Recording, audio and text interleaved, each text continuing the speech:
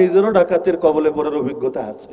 গাজীপুরে ময়মনসিংহ মাহফিল থেকে ফিরছি, মাহফিল শেষ, ঝামেলা মুক্ত, যাক ঠান্ডা মাথায় বাড়িতে যাই, ঘুমাচ্ছি, সামনে সিট ভেঙে দিয়ে এই যে পেছনে সফর সঙ্গী ছিল হঠাৎ ডাক দিল, হুজুর হুজুর। আমি তো তাকালাম, কি রে পেরেশানের কি হলো? হঠাৎ তাকিয়ে দেখি এপাশেও সব হইলো রামদাওয়ালা, এপাশেও সব রামদাওয়ালা, গাড়িটা হলো থামা, ড্রাইভার হলো বাইরে। প্রথমে মাথায় কাজ করছিল না, এত রামদাওয়ালা আসলো কিসের জন্য? হিজড়ারাও তো রামদা নিয়ে আসে না, আইসে এমনি থাবড়ায় টাবড়ায় ঠিক আছে, কিন্তু রামদানিয়া তো এভাবে কালেকশন করে না। আর কাহিনীটা কি? বুঝতে বুঝতে বড় দেরি হয়ে গেছে। মূল কাহিনী হলো, গাড়ি যাচ্ছিল, যাওয়ার সময় তারা স্টিলের বা লোহার কিছু একটা গাড়িতে মেরেছিল, সম্ভবত চাকার মাঝখানে ডিঙে লাগার কারণে বিশাল বিকট একটা আওয়াজ হয়েছিল। আমি ঘুমে, আমি কোনো খবর পাই নাই। এখন ড্রাইভার ভেবেছে এটা হলো গাজীপুর ন্যাশনাল উদ্যান, যেখানে ওই জায়গার কথা। এখন মোটামুটি জায়গায় আলোর ব্যবস্থা করেছে, নিরাপত্তা দিয়েছে, কিন্তু সেই সময়ের অবস্থা ছিল বড় করুণ। আমাদের এই ঘটনার প্রায় 2-4 মাস পর র্যাব অভিযান চালিয়ে কয়েকজন ডাকাতকে ক্লোজ ফায়ার দিয়েছিল আর কয়েকটারে গ্রেফতার করেছিল, এরও আগের কথা। তো এখন বেচারারা যখন এভাবে আক্রমণ করলো, এখন ড্রাইভার ভেবেছে গাড়ির টায়ার মনে হয় একটা খুইলা গেছে, এজন্য আওয়াজ হয়েছে। গাড়িটারে সুন্দর মতো থামিয়ে, আর মাথায় এটা নাই, ছোট মানুষ ছিল, বয়সও বেশি না, অভিজ্ঞতাও বেশি না, আর মাথায় এটা নাই যে এটা জঙ্গল, এখানে ভয়াবহ কিছু হতে পারে। সরল মনে নেমে মোবাইলের ফ্ল্যাশ জ্বালিয়ে দেখার চেষ্টা করছে, কি রে চাক্কা দেখি ঠিকই আছে, আওয়াজ হইলো কিসে? আর খবরই নাই। টের পাওয়ার আগেই 5 জন এসে পিছন থেকে জড়িয়ে ধরেছে, মোবাইল টোবাইল যা আছে এক ধাপে রেখে দিয়েছে। এখানে রাখলেও ঝামেলা খতম, তাও না, এবার 5টা মানুষ গাড়িতে উঠেছে, আমরা আছি 3 জন, ওরা গাড়িতে উঠেছে 5 জন, প্রাইভেট কার। চিন্তা করেন কি অবস্থা। আমার কোলের উপরে একটা বসছে। আলোচনা করার ব্যবস্থা করব, তবে শুনেন, জন্মের টাইমটা আলোচনা কইরেন আর শেষ জীবনটা আলোচনা কইরেন। মাঝখানে ওই যে মদিনায় কি কি জঙ্গিবাদী কাজ করছিল, এটি খবরদার আলোচনায় আইনেন না, সমাজে অস্থিরতা ছড়াবে, নাউযুবিল্লাহি মিন যালিক। এইটা এমন ভাবে বিশ্বাস ছড়িয়ে গেছে। আর সরকারি মাদ্রাসা থেকে জিহাদের আয়াত হাদিস তো বহু আগে বিদায় করে দিয়েছে। কওমি মাদ্রাসার উপরে তো চেষ্টা চলছে, এখনো কন্ট্রোল নিতে পারে নাই, নিলে পরিণতি একই হতো। দোয়া করি এটা আল্লাহ আমাদের স্বাতন্ত্র আর স্বকীয় বৈশিষ্ট্য হেফাজতে তৌফিক দান করুন। কওমি মাদ্রাসা যে মূলনীতির উপর 150 বছর আগ থেকে চলছে যে আমরা কারো খাবো না, কারো গাবো না, যার নুন খায় তার গুণ গাইতে হয়, আমরা কারোটা খাবো না, যে আসে আসুক, যে যায় যাক, কারোটা খাওয়ার দরকার নাই, কারোটা গাওয়ার দরকার নাই। যখন খাবো না তখন না বড় গলায় বলতে পারবো, খেতে গেলেই না গলার আওয়াজ নম্র হয়ে যাবে। দেখেন না, যারা বিভিন্ন চাকরি করে তারা দেখবেন অনেক সময় চাকরিতে ঢোকার আগে অনেক বেশি শক্তভাষী, যা মনে চায় তা বলতে থাকে। চাকরিতে ঢোকার পর প্রত্যেকে এক একটা বাতাবি লেবুর টেলিভিশনে পরিণত হয়। প্রত্যেকে, চ্যানেল না, মানে প্রত্যেক ব্যক্তি এক একজন বাতাবি লেবুর টেলিভিশনে পরিণত হয়। তার কাছে খালি পজিটিভ পজিটিভ পজিটিভ, নেগেটিভ কোনো কথা পাবেন না। কেন জানেন? কারণ সে জানে ভাসুরের নাম মুখে আনতে হয় না।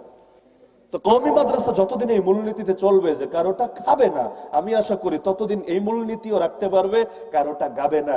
যেদিন টুকটাক টুকটাক করে খাওয়া শুরু করবে, ওদিন না গিয়ে আর উপায়ও থাকবে না। আলিয়া মাদ্রাসার জন্য আমি তো মনে করি এটা কলঙ্ক যে এই মাদ্রাসা সিলেবাস থেকে জিহাদের আয়াতকে উঠিয়ে দেওয়া হয়েছে জঙ্গিবাদকে ঠেকানোর জন্য। আরে পাগল, জঙ্গিবাদ ঠেকানোর জন্য অ্যাকশন সিনেমা তো উঠালি না, জঙ্গিবাদ ঠেকানোর জন্য আরে বিভিন্ন গুন্ডামি মাস্তামি তো বন্ধ করলি না। আরে তোদের জঙ্গিবাদের শিকার হয়ে আমাদের মাদ্রাসা ছেলে পেলে পর্যন্ত বাঁচছে না। আর যাত্রাবাড়ি মাদ্রাসার ছাত্র বেচারা বের হয়েছে, ডেঙ্গুর আশঙ্কা করে হসপিটালে গিয়েছে, ট্রিটমেন্ট নিয়েছে, ওষুধ কিনতে গিয়েছে। জুম্মার নামাজের পরে সে কি জানতো যে একটা দলের জঙ্গিবাদের শিকার হয়ে তাকেও কবরে পৌঁছতে হবে? আর ওদের জঙ্গিবাদের শিকার হয়ে আমাদের অবুঝ মাসুম বাচ্চাগুলো পর্যন্ত বাঁচছে না, আর তারা কিনা হুজুরদেরকে আসে জঙ্গিবাদের সবক শেখাতে। এই দেশের কোন হুজুর কবে কার গায়ে হাত তুলেছিল, কবে কারে মেরেছিল, কার পাতা ভাতে ছাই ঢেলেছিল? আরে হুজুররা তো নিজের জানের ঝুঁকি নিয়ে ঘুরে বেড়ায়।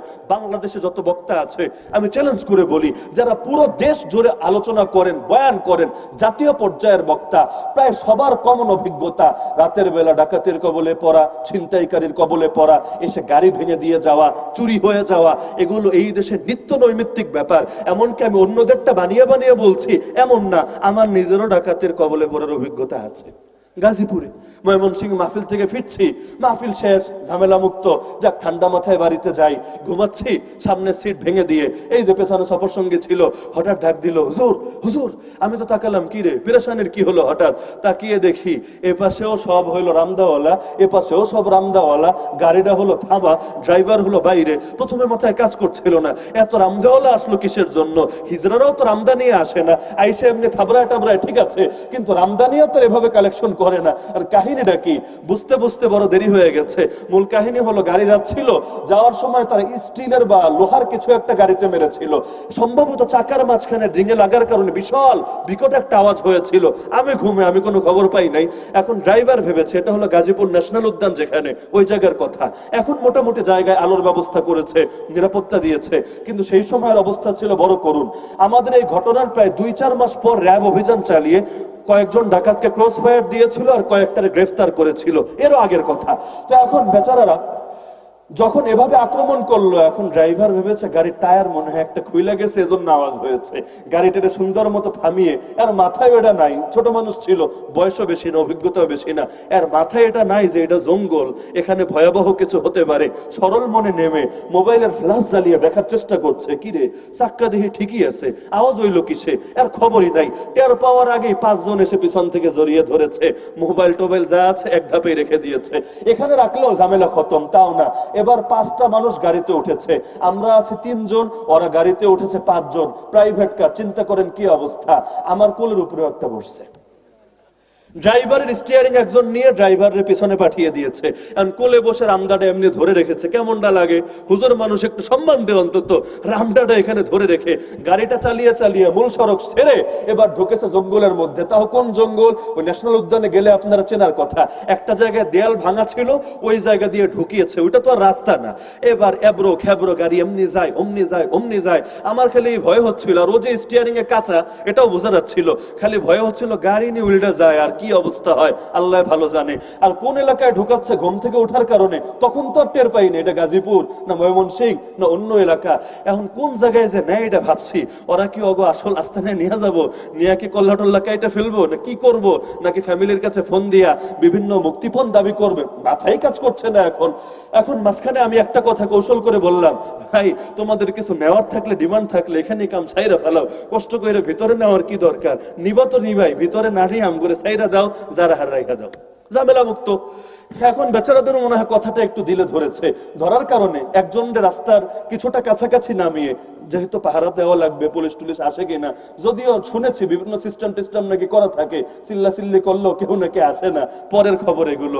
ভেতরে ঢুকিয়ে নিয়ে এমন এক জায়গায় নিয়েছে, আবার অন্ধকার রাত, আবার সব জঙ্গল, কিচ্ছু দেখা যায় না, বোঝা যায় না, একজন একজন করে বের করে পকেটে মকেটে যা আছে সব রেখে দিয়েছে। আমারও সুন্দর মতো মাহফিল থেকে যে প্যাকেট একটা দিয়েছে, প্যাকেটটাও খুলি নাই, যেমনি আছে এমনি সুন্দর মতো সব নিয়েছে, মোবাইলটাও নিয়ে গেছে। লাস্ট টাইম অনুরোধ করলাম, ভাই সব তো নিলাই, মোবাইলটা খেলে দিয়ে যাও, মোবাইল নিলে একে তো পেরেশানি বেশি, তার চাইতে বড় সমস্যা আমার মাহফিলের তালিকা সব মোবাইলে, আলাদা ডায়েরি আমি ব্যবহার করি না, মোবাইলটা নিয়ে গেলে এখন কি একটা সর্বনাশ হবে চিন্তা করো, কতগুলো মানুষের সঙ্গে কমিটমেন্ট আর ওয়াদা মিস হবে। এখন মোবাইলটা কিছুটা নতুন নতুনই ছিল, আমারে জিজ্ঞেস করে হুজুর প্যাকেটটা কই? এখন আমি বললাম, ভাই মোবাইলের প্যাকেট নিয়ে কেউ ঘোরে, মানে প্যাকেট পেলে মোবাইলটা অনেক ভালো দামে বেচতে পারবে, এইরকম হয়তো চিন্তা, মোবাইলের প্যাকেট নিয়ে কেউ ঘোরে। এখন প্যাকেট কেন খুঁজছো, দেওয়ার কাম দিয়ে দাও। আমাদের সাথীরা যারা ছিল তারাও বললো, আমাদের মোবাইল তো 2টা কইরা নিছো, হুজুরেরটা দিয়ে দাও। পরে শেষমেশ কি ভেবে যেন অনুগ্রহ হয়েছে, বলছে হুজুর নেন মোবাইলটা রাখেন, আর বাকিটা ক্ষমা করে দিয়েন। পরে এখন বললাম, আচ্ছা এই যে জামু এত দূর যেতে রাস্তায় খরচও তো লাগবে, এখন খরচ ছাড়া কেমনে যাব? বললো কত টাকা লাগবে? বললাম লাগে তো ভালোই মোটামুটি, আবার ফেরি আছে, ফেরি পাড়ি দিয়ে যেতে হবে। এখন গুনে গুনে 100 টাকার 5টা নোট দিয়ে দিল, হুজুর নেন এটা হাদিয়া, এটা দিয়া আপনি যাওয়ার খরচটা মিটমাট করে দিয়েন। এই হলো বাংলাদেশের অবস্থা। এরপর অনেকে বুদ্ধি দিল, জিডি করেন, এই করেন, সেই করেন, আগ্রহই হয় নাই, কারণ এই দেশের অবস্থা জানা আছে। এখন পরবর্তীতে আরো নতুন কি পেরেশানি যোগ হয় না হয়, আল্লাহ যেটা গেছে তো গেছে, হয়েছে সদকা হিসাবে কবুল করো, নতুন আর ঝামেলার আমার দরকার নাই। এটা এখন থেকে আরো বহু বছর আগের কথা, আমিও কারাগারে যাওয়ার আগের কথা। তো এটা হলো এই দেশের হুজুরদের অবস্থা। অপরদিকে নেতাদের অবস্থা দেখেন, নেতারা রাস্তায় বের হলেও আধা ঘন্টা আগ থেকে আধা ঘন্টা পর পর্যন্ত রাস্তা বন্ধ। আপনার বিদেশের ফ্লাইট মিস হবে, হোক না। আপনার রোগী আইসিইউতে নিতে হবে, মরে যাবে এখানে, মরুক না। আরে একজন সিজারিয়ান নারী বা তার জরুরি ডেলিভারির সমস্যা থাকুক না, কারো কোনো দয়া নাই। বাচ্চার পরীক্ষা হবে মাদ্রাসায় স্কুলে, এটা নিয়েও গরজ নাই, কারণ ভিআইপি আসছে, তার জীবনের দাম আছে, তোমার জীবনের কি দাম আছে? ঘন্টার পর ঘন্টা, ঘন্টার পর ঘন্টা এভাবে আটকিয়ে রাখে না, রাখে না? আবার সামনে পেছনে 10টা 20টা গাড়ি আর্মস নিয়ে নিরাপত্তা বাহিনী তাদেরকে নিরাপত্তা দিচ্ছে। কেন? কারণ তারা ভিআইপি, তাদের জীবনের অনেক দাম, তাদের রক্তের অনেক দাম। দাম নাই খালি একটা শ্রেণীর, তাদের নাম হলো আলেম ওলামা। এরা রাস্তাঘাটে মরলে মরুক, জেলে পড়ে থাকলে থাকুক, এদের নিয়ে কারো দরদ নাই, এদের নিয়ে কারো গরজ নাই। এমনকি হুজুররা যত বড় মুসিবতে পড়ুক, পত্রিকায় রিপোর্টও হয় না। নায়ক নায়িকার বাথরুমও যদি ক্লিয়ার না হয়, এটি নিয়ে পত্রিকায় লেখালেখি করার লাগে আলাদা একটা পৃষ্ঠা থাকে। এ কারণে বাঙালি খুব ভালো জানে কোন বেডির বিয়ে হয়েছে, কোন বেডির বিয়ে ভাঙছে, কবে বিয়ে হচ্ছে, কবে ভাঙছে, কবে বাচ্চা হচ্ছে, কবে বার্থডে হচ্ছে, সব খবর জানা থাকে। কিন্তু হুজুরদের নিয়ে এমন কোন রিপোর্ট জিন্দেগিতে দেখেছেন? যদি এমন হয় সবচাইতে বড় হুজুর, ধরেন বাংলাদেশের শীর্ষস্থানীয় আলেমকুল শিরোমণি, তারও কোনো বডিগার্ড দেখেছেন যে আর্মস নিয়ে তাকে পাহারা দিচ্ছে বা নিরাপত্তা বাহিনী সরকারের পক্ষ থেকে নিযুক্ত করা হয়েছে? এই দেশে এমন দৃশ্য দেখেছেন? কি বুঝবেন, কি বুঝবেন এখান থেকে? সব তো ইসলাম দরদি, সব তো তাহাজ্জুদ গুজার, সব তো কোরআন প্রেমিক, কিন্তু হালতটা এমন যদি দেখেন, এখান থেকে কি বুঝবেন? ভাষার স্বাধীনতা, কথার স্বাধীনতা নাস্তিকরা ঠিকই ভোগ করে, আমার নবীর অবলীলায় গালিগালাজ করে, এতে কোনো সমস্যা না। আর হুজুররা কি বলবে না বলবে এটাও ঠিক করে দেয় সেই নাস্তিক আর বিধর্মীরা। আল্লাহর কসম, এর চাইতে বড় বেইজ্জতির কিছু হতে পারে না। শিয়ালের মতো 1000 বছর বাঁচার চাইতে সিংহের মতো একদিন বাঁচা উত্তম ছিল।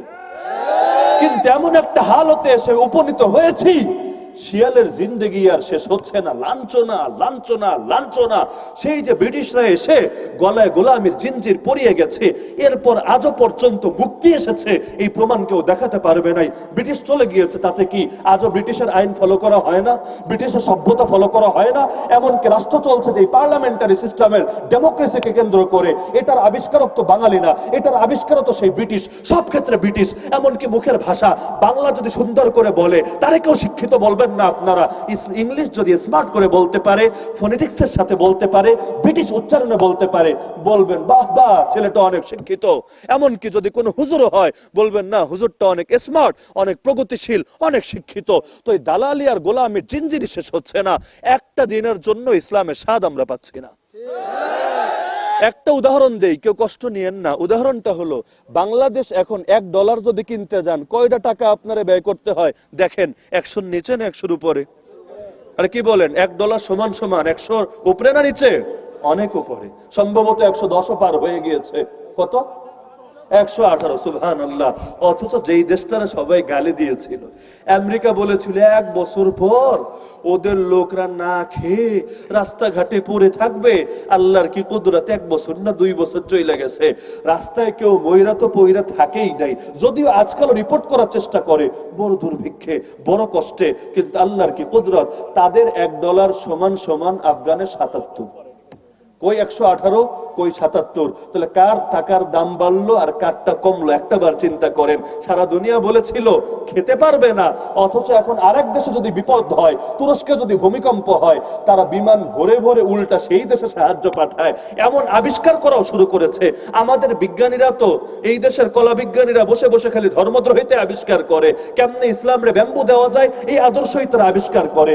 অথচ তাদের সেই পাহাড়ি মোল্লারা এমন গাড়িও বানিয়ে দিয়েছে যেটা আন্তর্জাতিক পর্যায়ে প্রদর্শন পর্যন্ত হয়েছে। তাহলে বাস্তবতে এটাই, দুর্নীতি যদি বন্ধ হয়, শয়তানি যদি বন্ধ হয়, জুলুম যদি বন্ধ হয়, আর প্রত্যেকে আল্লাহর দ্বীনকে অনুসরণ করে, খালি আখেরাত গড়ে না রে ভাই, দুনিয়াটাও বড় সুন্দর হয়। ইসলাম খালি আখেরাত গড়ার জন্য এসেছে, এই কথা যদি কেউ বলে সে একটা ভণ্ড ছাড়া কিছু না। তাহলে এই দোয়ার অর্থ কি হবে? রব্বানা আতিনা ফিদ দুনিয়া হাসানা ওয়া ফিল আখিরাতি হাসানা ওয়া কিনা আযাবান নার। এই দোয়া পারেন না সবাই? দোয়ার অর্থ কি? হে আমাদের রব, দুনিয়াতেও কল্যাণ দেন, আখিরাতেও কল্যাণ দিয়েন, আর জাহান্নামের আযাব থেকে বাঁচিয়েন। আগে দুনিয়ার কথা, পরে আখিরাতের কথা। ইসলাম দুনিয়ারেও গড়তে চায়, আখিরাতেও গড়তে চায়।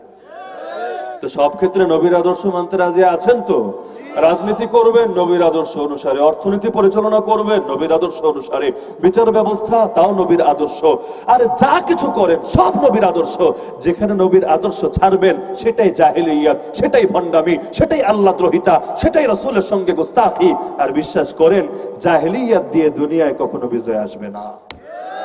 সর্বশেষ একটা কথা বলি, যুগ এমন খারাপ হওয়ার হয়েছে, গতকাল দেখলাম আসাদ নূর নামের এক নাস্তিক আছে, চেনেন তো মনে হয় আপনারা। সাধারণ মানের নাস্তিক না, সাধারণ নাস্তিক তো খালি আল্লাহর অস্বীকার করে, ওরেই বলে নাস্তিক, কিন্তু এটা নাস্তিক না, এটাকে বলে শাতিম। শাতিম মানে হলো যে গালি দেয় মুহাম্মদুর রাসূলুল্লাহ সাল্লাল্লাহু আলাইহি ওয়াসাল্লামকে। ইসলামের মধ্যে সবচাইতে নিকৃষ্ট অপরাধ, যে অপরাধের পানিশমেন্ট সবচাইতে জটিল, সেটা হলো আল্লাহর নবীর শানে গুস্তাখি করা, অবমাননা করা, বেয়াদবি করা। এমনকি হাম্বলি মাযহাবের অফিসিয়াল ফতোয়া হলো কেউ যদি আল্লাহর নবীর গালি দেয়, ব্যঙ্গ করে, বিদ্রূপ করে, তার তওবাও দুনিয়ার কোনো বিচারক কবুল করতে পারবে না। আল্লাহ আখিরাতে কবুল করলে করবেন, সেটা আল্লাহর ব্যাপার। দুনিয়ার কোনো বিচারক তাকে ক্ষমা করতে পারবে না, তাকে শাস্তি দিতেই হবে, দিতেই হবে। এর কারণ হলো না হলে নবীর ইজ্জতকে লোকে হালকা বানিয়ে ফেলবে, ইচ্ছা মতো গালি দিবে, আর ধরে আনলে বলবে সরি থুক্কু, আমার ভুল হয়েছে।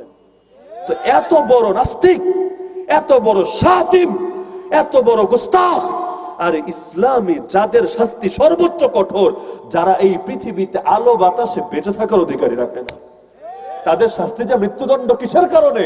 এক নম্বর কারণই এটা, তারা যদি কাউরে খুন করতো, এতে বড় যত বড় অপরাধী হতো, এর চাইতে বড় অপরাধী তারা হয় যখন আল্লাহ নবী সাল্লাল্লাহু আলাইহি সাল্লামকে গালি দেয়। কারণ আমারে বলেন, গোটা জমিনের দাম বেশি না নবীর দাম বেশি?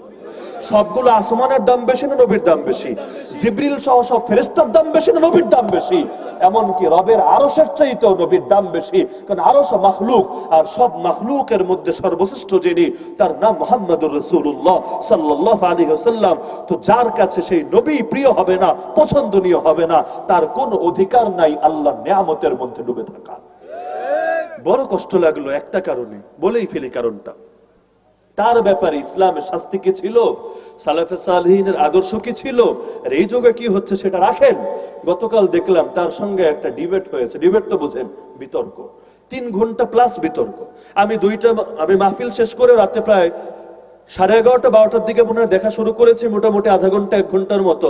লাস্ট পর্যায়েও দেখতে পেরেছি বিতর্কে সবচাইতে বেশি যে জিনিসটা আমাকে কষ্ট দিয়েছে, দেখেন নাস্তিক 2 রকম হতে পারে। এক হলো যে সংশয় আক্রান্ত হয়ে নাস্তিক হয়েছে, আপনি তারে বোঝাতে পারলে সে হেদায়েতের পথে ফিরে আসবে, এমন নাস্তিকদেরকে বোঝানো নিঃসন্দেহে উত্তম, সন্দেহের কিছু নাই। কিন্তু যারা বিদ্বেষ বশত জেনে বুঝে শুধু নাস্তিকতাই করে না, আল্লাহর নবীর শানে গালি দেয়, তাদেরকে বোঝানোর মধ্যে কোনো ফায়দা কাজ করে না। কারণ ইতিপূর্বে এই জাতীয় যাদেরকে বোঝানোর চেষ্টা করা হয়েছে বোঝে তো নাই, উল্টো বরং তারা আরো বেশি ক্ষতি করার চেষ্টা করেছে।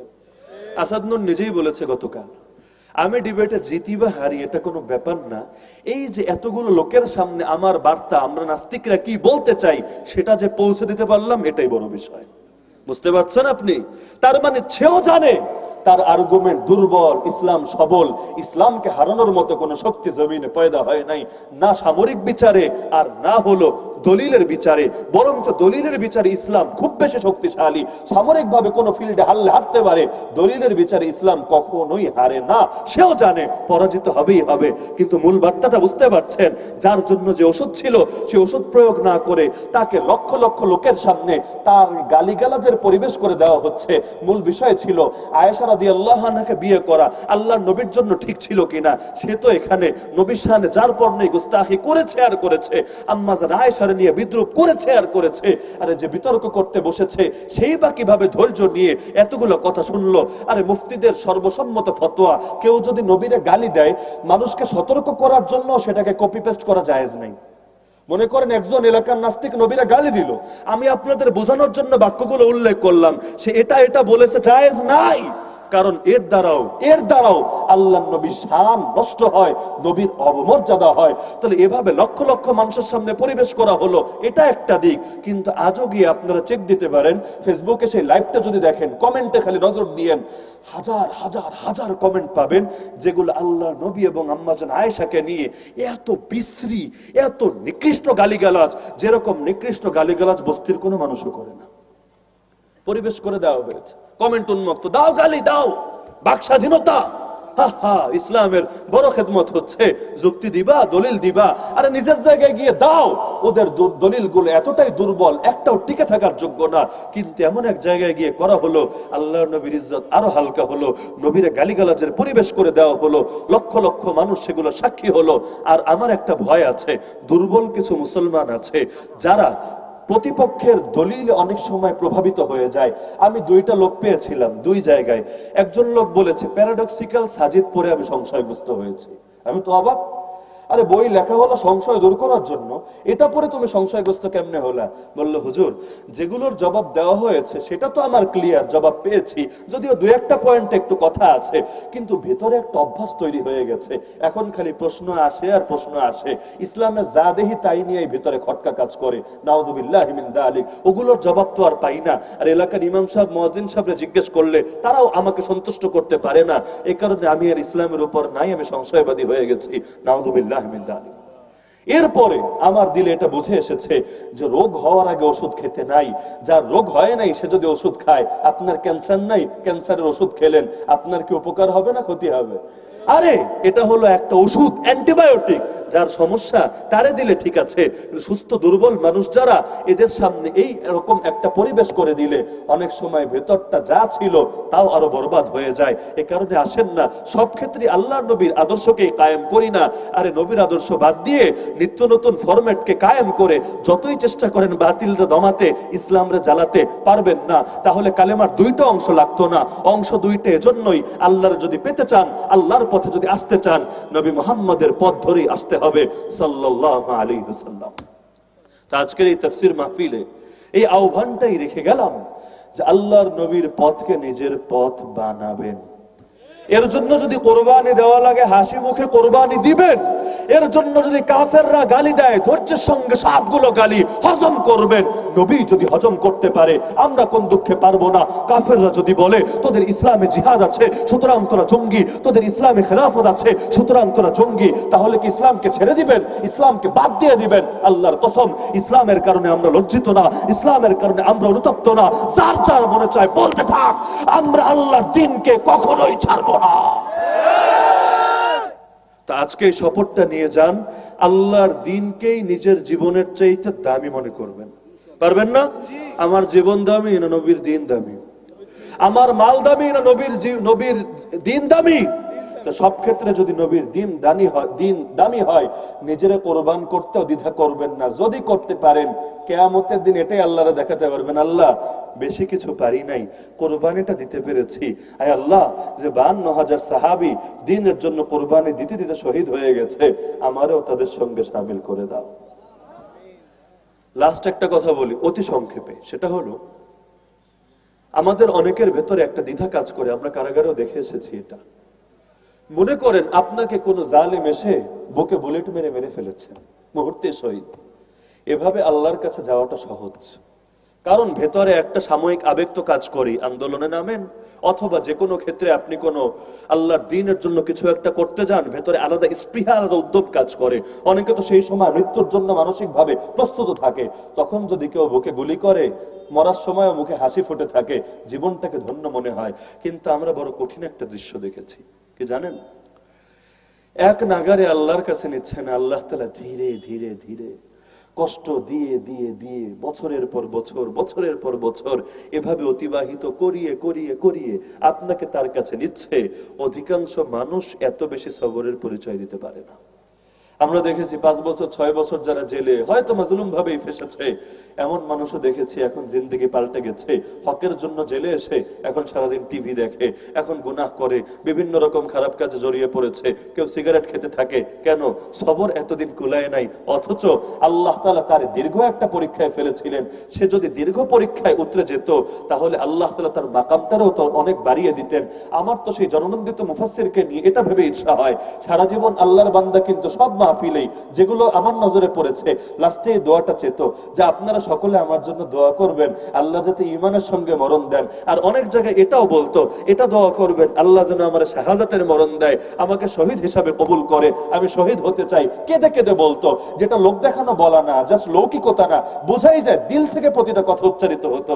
আমার এটা ভেবে বড় ইচ্ছা হয় আল্লাহ তাআলা তারে কিভাবে কবুল করেছেন, এত দীর্ঘ একটা প্রসেসের মধ্যে কবুল করেছেন। এটাতে যদি ইখলাসের সঙ্গে সবরের পরিচয় দিয়ে থাকেন, জিন্দেগির গুনাহ ইনশাআল্লাহ সব মিটে গেছে। কারণ নবীর হাদিস তো আমাদের সামনে, নবী তো জানিয়েছেন মুমিনদের বিপদ ধরতে ধরতে ধরতে এমন হয় সব পাপ মাফ হয়, একটাও আর গুনাহ থাকে না। তখন আল্লাহর জাহান্নামে পুড়িয়ে খাঁটি করতে হয় না, দুনিয়ার বিপদে পুড়িয়েই খাঁটি করে একসঙ্গে জান্নাত দিয়ে দেন আলহামদুলিল্লাহ। এই কারণে দেখেছি দিলটা সাক্ষ্য দেয়, মুমিনরা কারো মৃত্যুতে সকলে মিলে যদি দুঃখিত হয়, তার জন্য দোয়া করে, এটা কিন্তু খারাপ আলামত না, বড় ভালো আলামত। হাদিসে আছে মা রাআহুল মুমিনুনা হাসানা ফাহুয়া ইনদাল্লাহি হাসান, মুমিনরা যেটাকে উত্তম মনে করে সেটা আল্লাহর কাছে উত্তম বলে বিবেচিত হয়। এত এত মুমিন, আমি অবাক হয়েছি যারা তার দলের না, জিন্দেগিতে সেই দলও করে নাই কোনোদিন, কিন্তু এখন মরার পর এত কাদা কেঁদেছে, দোয়ার পর দোয়া করে যাচ্ছে, বড় অবাক লেগেছে। এটা পরোয়া করে নাই চাকরির কি হবে, দলের কি হবে। সুবহানাল্লাহ, এরকম মহব্বত টাকা দিয়ে কেনা যায় না, এরকম মহব্বত মানুষকে বলে বলে আদায় করা যায় না। আরে মহব্বত আল্লাহ দেন, আল্লাহ কাউরে ভালোবাসলে জিবরিল রে বলেন আমি ভালোবাসি তুইও বাস, জিবরিল ফেরেশতাদেরকে বলে আল্লাহ রে ভালোবাসে তোরাও বাস আমিও বাসি। এরপর ফেরেশতারা জমিনে এসে এসে ঘোষণা দেয়, তখন মুমিনদের অন্তরে তার প্রতি মহব্বত তৈরি হয়ে যায়। তো এটা আল্লাহর দ্বীনের জন্য যদি আল্লাহ আমাদেরকে এভাবে পরীক্ষায় ফেলে, এক লাফি আল্লাহর কাছে যেতে পারলাম না, দীর্ঘ প্রসেসের মধ্যে যাচ্ছে, আল্লাহর ওয়াস্তে মন ভাঙবেন না কখনো। আল্লাহর নবীর এই হাদিসটা মনে রাখবেন, যদি কেউ আল্লাহর কাছে দিল থেকে শাহাদাত চায়, আল্লাহ তার শহীদের মর্যাদা দেয়, যদি বিছানায়ও মরে আল্লাহ তার শহীদ বানায় দেয়। من سأل الله الشهادة بصدق بلغه الله منازل الشهداء وإن مات على فراشه। তো হারানোর যখন কোনো ভয় নাই, পুরোটা পাওয়ার আর পাওয়ারই আশা, তখন পিছিয়ে আর থাকবো কেন? সুতরাং আসেন না দ্বীনের জন্য নিজের সর্বস্ব কোরবান করি। আল্লাহ যদি প্রাণটা কবুল করেন আলহামদুলিল্লাহ, মরার সময়ও বলে যাব ফুস্তু রাব্বিল কাবা, কাবার রবের কসম আমার জীবনটা দামি হয়ে গেছে। আল্লাহ তাআলা আমাদের সবাইকে কবুল করুন, দ্বীনের বিজয়ের কাফেলা শামিল রাখুন। আল্লাহ চিতার বাজারে যে ভাইয়েরা অক্লান্ত পরিশ্রম করে বেমৌসুমে মাহফিল আয়োজন করেছেন, তাদের প্রত্যেকের নাম জান্নাতুল ফেরদাউসের লিস্টে অন্তর্ভুক্ত করুন, আমিন। সকলে দুরূদ শরীফ পাঠ করুন।